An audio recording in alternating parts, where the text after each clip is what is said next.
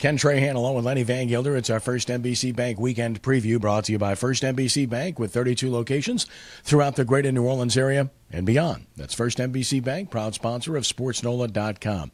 The NBA draft has come and gone. The Pelicans actually got involved to a degree with the draft and got involved quite a bit before the draft with the acquisition that is still to be confirmed and finalized of Omar Ashik. Of course, we know it's going to happen.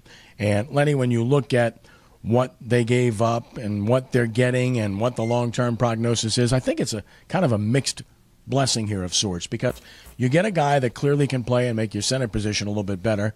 He's not a star, and he's got 1 year left on his deal. Yeah, it's a guy you'd like to get in a situation if you're going to spend that kind of money where you have somebody that is not basically an expiring contract, and that's what you're dealing with. You're getting a guy with 1 year left. Not only are you getting a guy with 1 year left, but you're inheriting a lot of what was the poison pill contract. The Rockets paid $10 million for this guy for 2 years. They're going to contribute $1.5 million apparently to this year, but he's due to make $15 million. Now the good news is he only counts 8.3 against the salary cap, which is good because obviously the Pelicans are right up against the number. And you know, here's the thing to consider in all of this as we talk about Ashik, and we'll get into the move that brought in Russ Smith in the draft as well. But you know, this is kind of like evaluating a football game at about the end of the first quarter. There's still a lot of time to go before we get to July 10th when the Pelicans have to be to the cap, and there could still be moves made after that. There's still going to be a lot of things that are going to happen. So let's just be patient in all of this, and let's wait and see what the finished product's going to look like. Don't play the season yet, in other words. The roster may not be final. At the same time, at this point, I'd say it's probably a mixed blessing. I've seen a lot of people that have been absolutely ecstatic about this move, and I get it. I've seen some that have been negative about this move, and I get that too. I'm kind of in the middle on this, and we'll see what transpires. And as for Russ Smith, this is a guy that plays with high energy, and just kind of a paper move, or do you see this maybe being a portent of another move to come at that position? Well, it could be. I mean, you have to wonder. Austin Rivers is, in a situation where if they've got to get down to something, could he, he be in jeopardy? Could he be moved somewhere to try to clear some of that space out? But Russ Smith for Pierre Jackson. What does Russ Smith bring to the table that Pierre Jackson doesn't? Well, he's a little bit bigger. He's probably a better defensive player.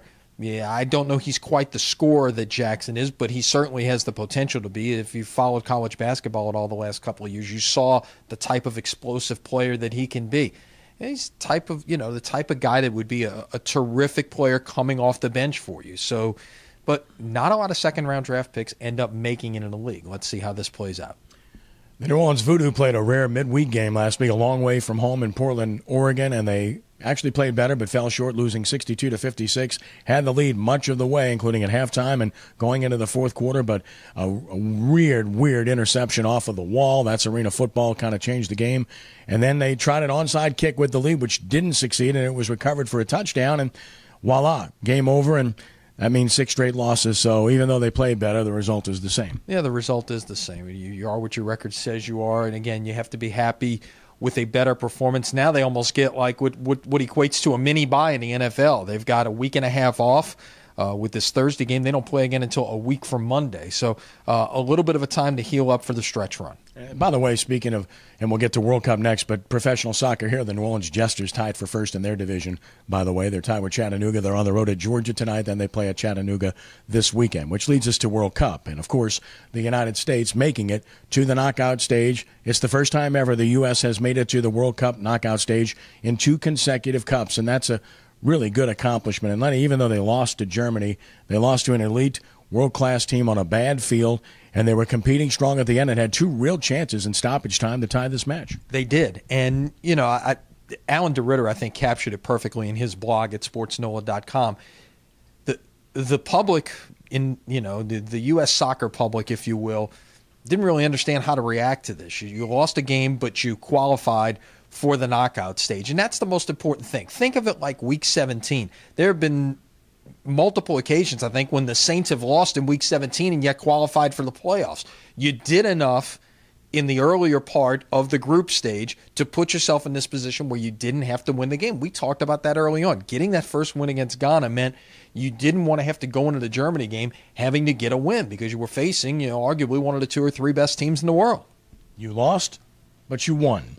Just think of it that way. And you're in the final 16 in the world against Belgium, a very good team that will be favored, and they beat America a year ago by a 4-2 margin in what we call a friendly, which Alan could explain to you too. I'm not sure what a friendly is. I mean, I am sure what it is, but I don't get the terminology, quite frankly, when you go out and play a match. Stay tuned, and we'll continue to cover World Cup for you. The Zephyrs continue to play well, winning in Nashville, first-place showdown. And again, no matter who takes the field for them with the up-and-down moves they've made, they've simply been really good for the last month and a half. They really have. And even with the so-called invasion by the Marlins. And speaking of, congratulations to the Zephyrs and the Marlins re-upping their player development contract, the PDC in baseball terms, for another 2 years. So the Marlins will be the Zephyrs will be the Marlins affiliate for another 2 years through 2016 now. But a big series here, and that's good to see them get off on a winning note.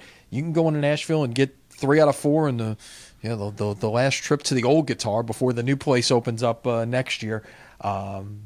That's huge because it's 2-game swing every night in the standings depending on how the results play out. The new guitar, it's really strange. I spent many a night at Greer Stadium. Goodness gracious. Time flies when you're having a good time. All right, so good for the Zephyrs. Don't forget, we got many prep previews that you can check out at sportsnola.com over the last couple of days. Enjoy reading one about Jesuit, about Pine, and we'll have Curtis up on Sunday as well, so you'll want to check that out too. And we'll continue to unveil those as we march toward the prep football season, where we'll have a whole bunch of good coverage for you, including a whole bunch of games at sportsnola.com and WHNO Channel 20. Lenny, have a great weekend. Thanks. Same to you. We'll see you Monday. That's our first NBC Bank weekend preview, brought to you by First NBC Bank, with 20 locations and 12 more too to make it 32. I can add. And they're all over the New Orleans area and beyond. That's First NBC Bank, proud sponsor of SportsNola.com. For Lenny, I'm Kenny. Have a great weekend, and God bless you.